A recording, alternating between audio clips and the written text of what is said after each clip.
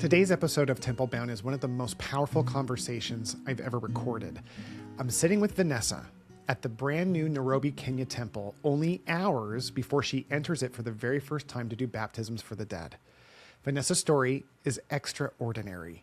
She survived the loss of both of her parents at the age of 6, lived through years of abuse, was rescued in an orphanage, and eventually became the mother of that orphanage, caring for more than 270 children, all by the age of 24.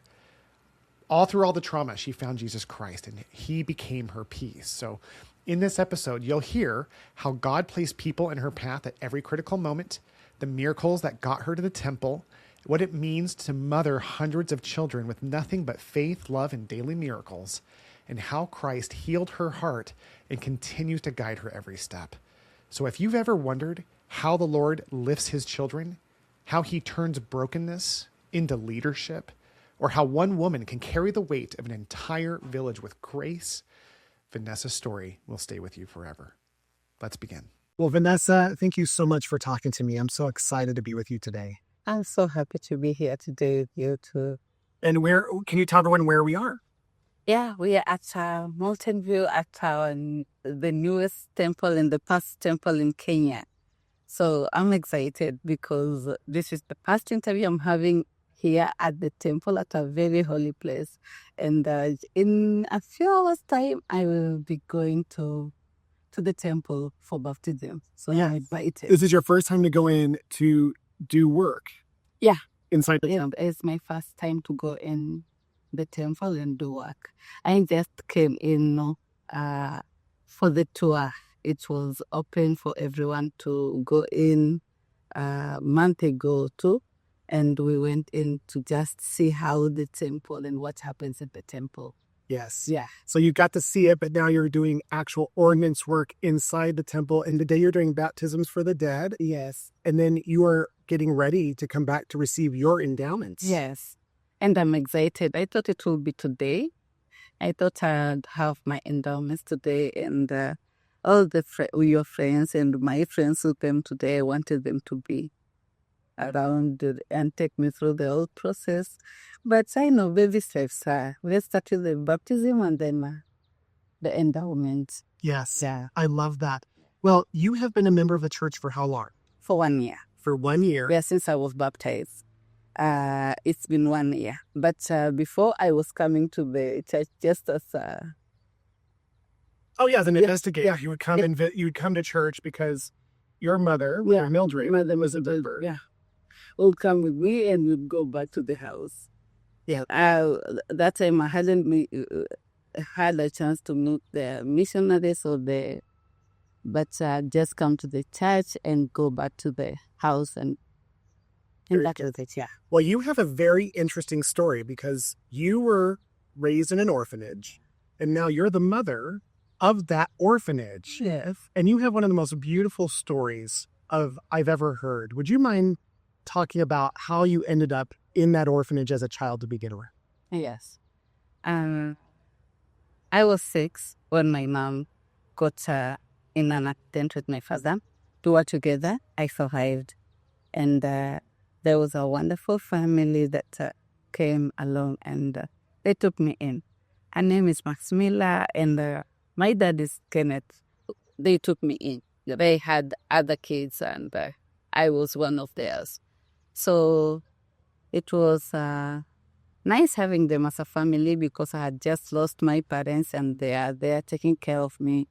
And then they accepted me, but the brothers to Kenneth, they did not accept. So these would be like, okay, so the mom and dad that took you in, they loved you and they were great. They brought a lot of kids in, but there were some uncle types, like the brothers of the dad, who weren't very fond of you. They weren't.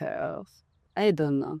I have asked myself questions and why they would treat me the way they did.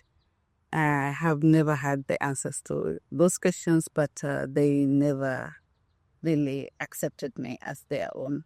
Yes. Yeah. And how old were you when you lived with them? Because your parents died when you were 6. Yes. And then you lived with this family from 6 until about 11? No, around 10. 10, Mildred rescued me from that family when I was 10. Because at that point, it was abusive. So it was very abusive. It is a very sad story. And I know it's a story that has helped me grow. But I was just a kid back then. And all those things happening, they weren't fair. So the day Mildred rescued me was one of... Maximilla went to talk to her. She asked her because Maximilla, mom, she wouldn't lose her original family because of just one kid. Right. Yeah. So she had to go and talk to Mildred and ask her if she can just let me in a place that I am safe and not become to the ankles of the hand. So Mildred really saw the situation and she came and fought for you. Yes, she did. And how did she find out about it? How did Mildred ever find you in the first place? Mildred she did find me through Maximilla.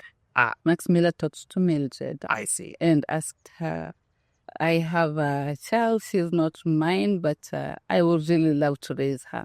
But the brothers to my husband, they aren't being fair. They've been abusing her. And it was tough because you have nowhere to run to. It's in the village. Right. The laws or the customs over there are not really friendly to the girls.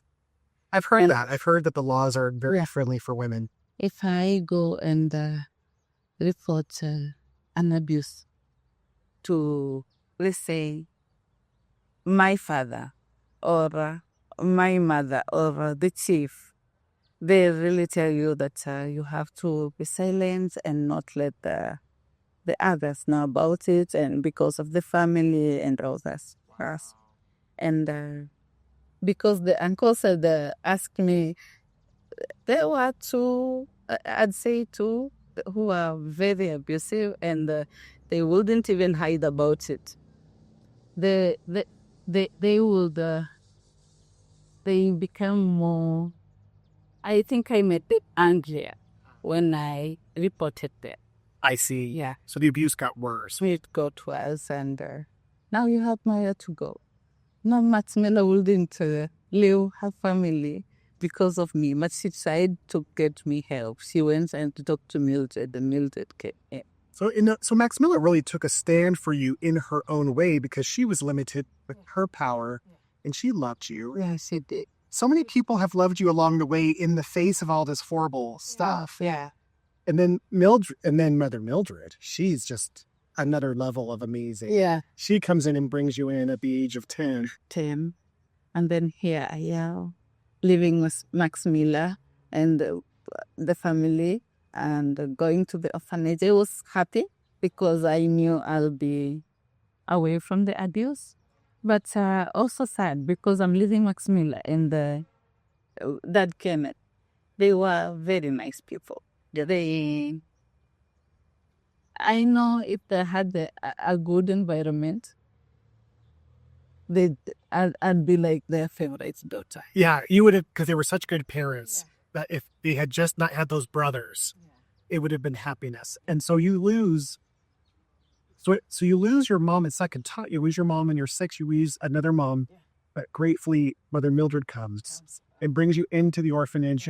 And so tell me what that's like for you coming into the orphanage at the age of 10. Was that hard for you? Was it good for you? Like, tell me what you thought.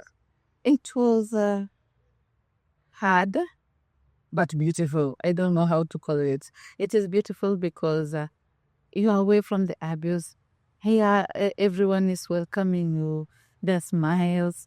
Everyone is like, we want to see the new girl. Mother Mildred is introducing me to all of these kids, the small ones. Everyone wants to be with you. They want to know where you are coming from and all that. So they love the questions. But I'm confused because I'm a kid and I've never been around this huge number of people. How many orphans were there back then-ish? I can't exactly tell the number of how many there were, but I just know there were a lot. Like dozens. A lot of people, kids, they were just happy. So here I am, and then I have another mother now, the third mother, Mildred. And she loved you. She did very much. And I know she still loves me even now. She accepted me. She never really cared where I'm from, or maybe think that I'm cursed because my parents are dead and I have been abused. She talked me through it. We'd walked with her most of the places that she went. You would walk and talk. Yeah. Because here, the culture here, you said something really quick that I want the audience to hear, which is that the culture here is that, like, if your parents died or if you were abused, then you were cursed, is how the village would look at that person. Yeah, they'll look like and out her. They don't really love you. They'll never love you. Yeah, they'll never accept you. Yeah. So you felt this outcast, but Mildred put her arm around you, would walk with you and say, what would she tell you? What would she say to you to help you? Most of the time to help me heal and not think about those moments, because I'll sit alone. She tell me it's not your fault. The thing that happened, it's not your fault. And you can mirror the people, like you can be a happy person again. You don't let everything that anyone is telling you that is not good affect you. Yeah. You are just a kid, you'll go to school, you'll be a great person in future. I don't know what the future holds, but I know you'll be a great person. So she really helped me a lot. We worked with her a lot and it was beautiful. Yeah. Yeah. So you finally reconnect with Mildred. She becomes this mother for you, and you develop this family of brothers and sisters in this orphanage. Lots of brothers and sisters. We were a lot. We were friends. Mildred had a policy that you have to be kind to everyone. And they welcomed me. My brothers and sisters welcomed me. They now call me numbers. Yes. But I think they do better and have that mother or father title because I found them there. But we worked with Mildred a lot. Interesting. Yeah, she took me to the cars. The only place that we did not go with her is to the table in South Africa. Did she go to the temple? Yes, she went to the temple in South Africa. And she was there for a while, and she left us with the caretakers and the people who won't cook for us. And she'd call every time. Video calls, how's Vanessa? How's she doing? Is it being harassed? She was really concerned with me. And so with Mildred, she loves you. She goes to church, and she was one who introduced you to the Church of Jesus Christ of Latter-day Saints. Yes. When she came back from South Africa, and how she was excited. You have to come with me to the temple. We have to go. So I'd come with her to the church. Church house. It was behind there before this whole building was built.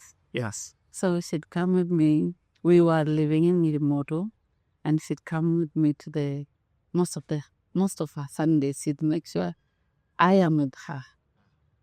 I think she felt like she can't leave me alone because I haven't really been in a nice surrounding, and the people who were surrounding me back then were not nice, and it was difficult. For them, I think they loved me, but it was difficult for me to trust people around me.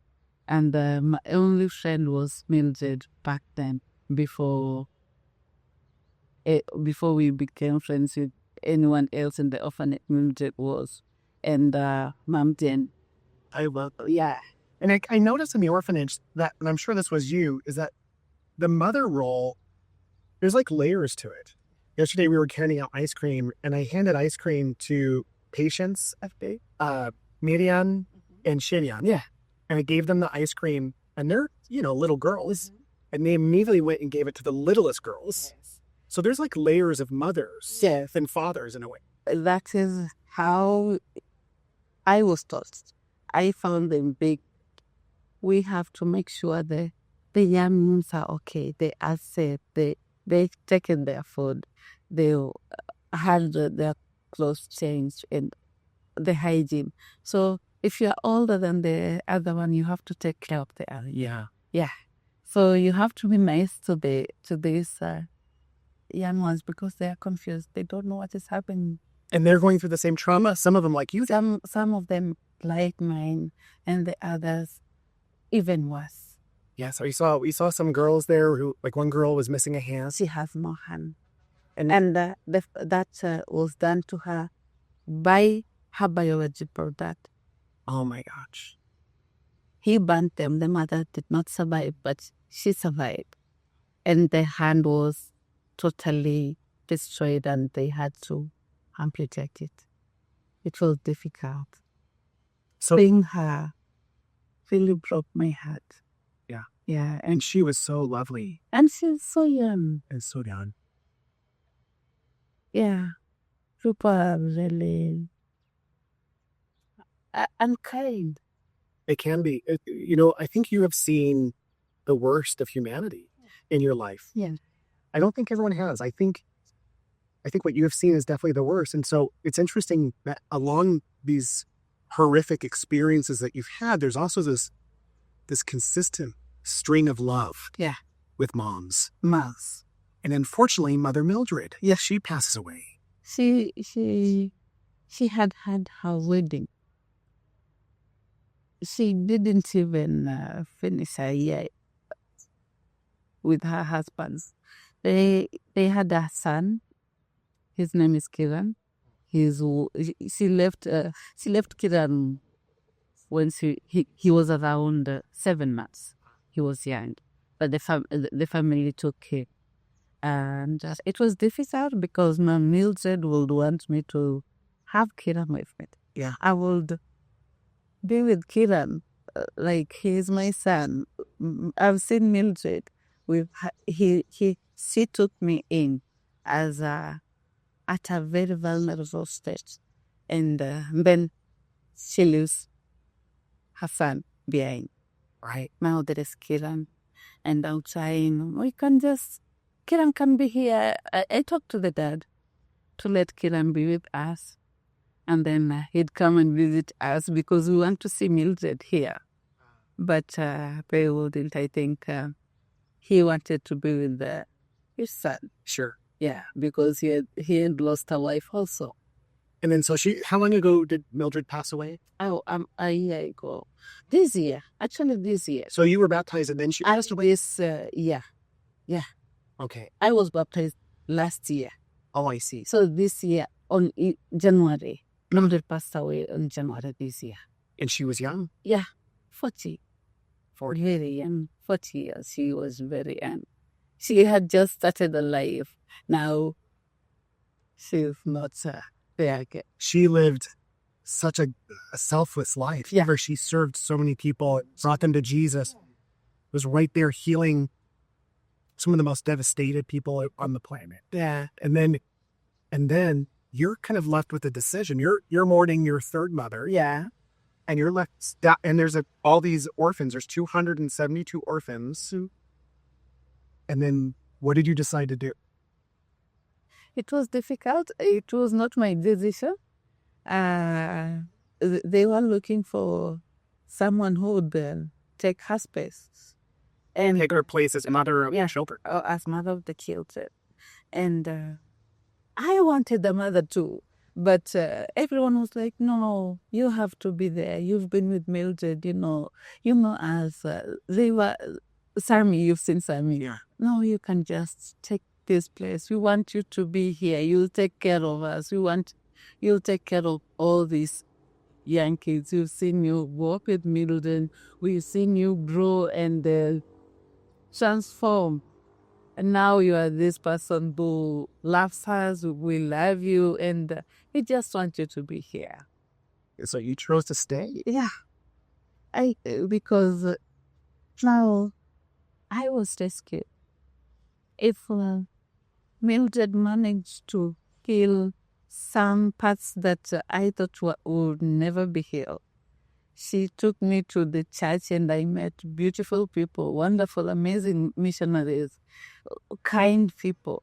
Why can't I do the same to everyone who is requesting me to do it? They would have chosen someone else. Yes. Yeah. But you did. And you have right now, 2 years ago, the orphanage was destroyed. Yeah. In a flood. Yeah. So you were with Mildred during that difficult time, and now you have 72 children in a 5-bedroom house. Yeah. While the 200 others are in this countryside. So how is that? Difficult because assume you've grown up, your brothers, 6, let's say 6 brothers, and then you have to be separated because of something that you can't avoid. And everyone has to go somewhere new. You have to adjust. You just lost your place, and then a few months later, you're losing your mom who has been working so hard to get your place to stay. So it hasn't been easy. It was never easy. We asked a lot of questions, but yeah. Yeah, Heather and I last night were talking after we met you yesterday, and you were at that house with you all afternoon, just feeding one meal, 72 kids, much less bathing, dressing, helping heal, loving, healing. The amount of work that you're doing is just, it's a very inspiring labor of love that you are taking on. It is, I only say it's very difficult because the kids help me. The older kids help the young ones. So I have to walk around and ask the small kids, are you okay? And is everything okay? And most of the times they're so lovely, and they say, yes, we're okay. Marianne gave me this. Marianne Beatrice. And they take care of the smaller group. Yes, I saw that. Marianne and Sherian are just out there as twins, loving on those. They even teach them. They find a book and they'll come and teach the young kids how to read, how to pronounce certain words, and they make it very easy. My brothers, I sometimes feel like calling them brothers and sisters because we used to be. Well, you're 24 years old. Yeah. You're still down. Yeah. So they really helped me. I tell Lucy because she's older. She's around 19. You have to take care of this thing, and she knows. So it's automatic. We wake in the morning. Everyone knows where she has been assigned. She has to see this one smiling. You have to spread love. You don't have to be unkind. If something unkind happened to you, you don't want to extend that to the next person. Yeah. You have to treat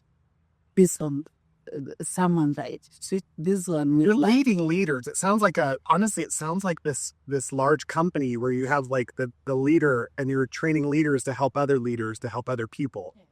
And you're running this organization in this tiny little home where everyone sleeps on the floor. There's mattresses stacked to the ceiling. And then the girls sleep on the first floor. The boys sleep on the second floor. I also sleep on the second floor with Betty and the other so that we can manage the boys. Are the boys harder to manage than the girls? Yeah. Sometimes it's easier to manage the boys. One of the boys, they want to play, they want to be loud. And I can't let them go to the rooftop because they might hurt each other. They might play and one might fall. So to avoid that, we have to the boys, we have to supervise them more than the girls. That's true for all countries and all people. The girls are It's true. I just think, motherhood is the ultimate leadership. Loving at that level is the ultimate leadership. So we have 4 sons ourselves, so we can respect that challenge a little bit. Yeah, I have another one here, and he's Charles. He's very small, but he wants to climb the stairs. He wants to go up the ceiling, and you have to be there because if you're not around, he'll hurt himself. Yeah. And we don't want that to happen. So we have to supervise the boys more than how we supervise the girls. And it's so beautiful. I have experienced, I've seen kids smile. I've seen kids be happy. They were very happy yesterday. They got to get a beautiful lunch. No, dinner. It was dinner. It's been very long since we had such a beautiful and nice meal. Yes. And yesterday they're excited, they're happy. We want to see the visitors again. When are they coming back? And all those questions. Oh, it was so great to be with them. They just love so freely. It was heartbreaking for me to leave because I felt a strong connection. I have to ask you, if I can ask you a difficult question. Yes. You have been through so much trauma and you've seen so much of the most difficult part of humanity. How does Jesus Christ fit into all of this for you? If I describe Jesus Christ, what he has done to me and everything that has happened before, I knew Jesus Christ, and after I've known Jesus Christ, my life has been peaceful, peace. The peace that comes with it, the peace that comes with knowing that he has my back. It's so nice. So his peace is the main factor. Yes, something can come, it's difficult. One of my child is sick, and I just rely on that faith and know that at the end of all this, God will come through. Yeah. I'll pray. I have friends, I'll call someone and just ask them to. I call most of the time Mom Brenda. Yeah. Yeah. And I just tell her, Mom, I don't know what to do right now. And I don't know how I'll handle this because I'm new to this. What should I do? And she's the sweetest. She'll tell me, go to the Bible. She brought me a very huge Bible. Yes, yeah, it is explained and it's easier. If I can't understand something from this side, I'll check it on the next page and I find it. She'll give me a verse. We'll talk with her and she'll tell me, just pray. Just pray. Right now you don't see a way, but pray about this. And you do pray. Yeah. And have you seen a way after you pray? Yes, I've seen a way. God is really sending angels to show us love. We were never really loved or seen, but there are beautiful people, amazing people. They just want to extend the love to our life and we feel seen. Most of the time I'm praying and Mom Brenda will say, someone here is willing to help take one of it gets to the hospital. And I'm like, wow, this is a miracle. But it's 2 years. So you have seen miracles as you pray because your children love the scriptures. They pray. I just know some people would look at these situations and go, if Jesus loves us, why would these horrible things happen? What would you say to someone like that? I'll ask myself the same question. Really? Because I've lost people. 3 months? 3 months. People who I thought they had like my God, a smaller God. Yeah. This is someone looking to her, but she's not there. But I thank Mildred because she showed me you shouldn't rely on me. There is God. There is Jesus. Go to church, pray. Things will work out. You just pray and let it be. God will God knows you.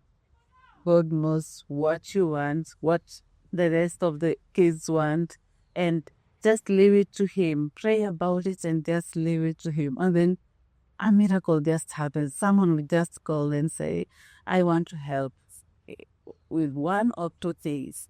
I never really knew that it will be possible. I never really knew that someone will just come from nowhere. I'll come to the church and someone will come and ask me, hi, what's your name? I'm Vanessa. And I'm like, why would he or she come to me and not the rest of the jobs? And they'll give you so much direction and peace, like it's board working. It's a nice path you're following, and they come with so much blessings. And it has been beautiful knowing God, teaching the kids about God. I won't say I am righteous, and I will not say that I know God so much, but the place that I am at and trusting Him and praying about things that I see they are so difficult, He just walks away. I've been so humbled by your comment just now. A 24-year-old girl who was raised in an orphanage who chose to stay at the orphanage to raise 272 kids, saying, I can't call myself righteous. I can't thank you enough for the example that you are, Vanessa. I said this yesterday as we were trying to film this, and something that's become really clear to me is that there's no greater word for describing love and leadership than mother. Mother is the most sacred word to describe the most important people. And you don't have to have your own children to be a mother, right? You don't have any biological children, but you have so many children. And I just want to thank you. If it's okay, I'd like to pause the interview and then just talk to you for just a few minutes after your baptisms, after you go into the temple and come out. Can I just say thank you for being who you are? It has changed so many lives, but what you don't realize is that you've already changed my life forever. Thank you. And my wife's life. I'm glad I could. I don't know if that's the input I have done, but you've shown us kindness. And most of the people I've met have shown you kindness. And I would like to extend the kindness and the love to the next person. Well, what you've done is what we heard to describe, but the impact that you've had that's changed my life is perspective. Understanding what matters and what's not, what doesn't. The biggest thing you've said today that really struck home for me is what you said. Like this idea of all these trials we go through, to trusting God and give it to Him and be happy. Be happy anyway. Because you have no other choice but to be happy. We just have to try and be happy, and it sends us to the next person. Because you don't know the lives or the things you are going to change in the other person's life. Maybe someone can be unkind to you, but maybe they have been through a very tough situation and they don't know what to do with all that hurt. Sure. So just show them kindness. They'll go and sit down and remember someone showed me kindness. So I know I had the person, but I'll have to pass the kindness to the next person because it will help. I was helped. It's if Mildred wasn't kind, I wouldn't be here. Yeah. So you weren't here. Those 72 kids wouldn't have a lot. Yeah. And for them, I want them to to be kind to the next person and teach happiness and just tell people that God is real, Jesus is real. We've seen miracles and God can change your life. It matters to be kind. There are so many unkind people, but just be kind and let God handle the rest. Hakuna Matata, right? Thanks again for listening to today's episode of Temple Bound. If you enjoyed today's show, make sure to join us over on Instagram at Temple Bound Podcast to receive additional information as well as previews of our upcoming episodes. See you over there.